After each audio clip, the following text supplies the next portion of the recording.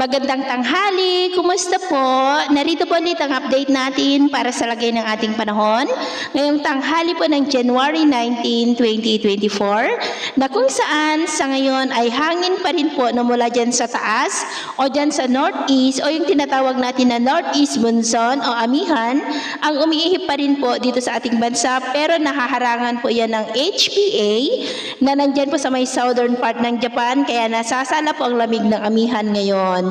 At sa ating pang long range forecast ay wala pa rin naman pong bagyo na nakikita na tatawid dito po sa ating bansa hanggang po sa susunod na 5 o 7 araw, pero consistent pa rin po na may isang bagyo na namamataan rito na posibleng mabuo sa silangan ng ating bansa bago matapos ang buwan na ito.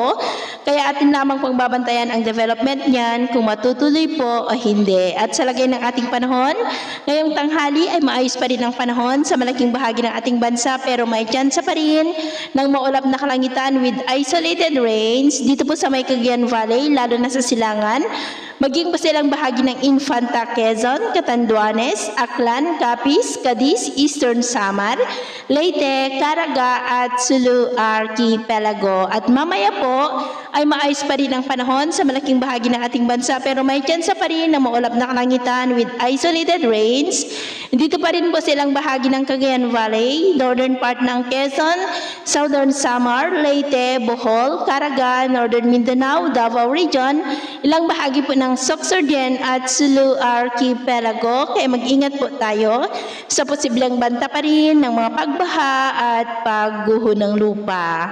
At sa atin naman po mga baybayin, maalon pa rin po sa mga baybayin ng silangan ng ating bansa. Ng mga alon po ay posibleng aabot hanggang po sa 1.5 to 3.5 meters height. Iwasan muna natin ang papalaot dyan sa mga may kulay pula para po mas makaiwas sa mga sakunang pangkaragatan.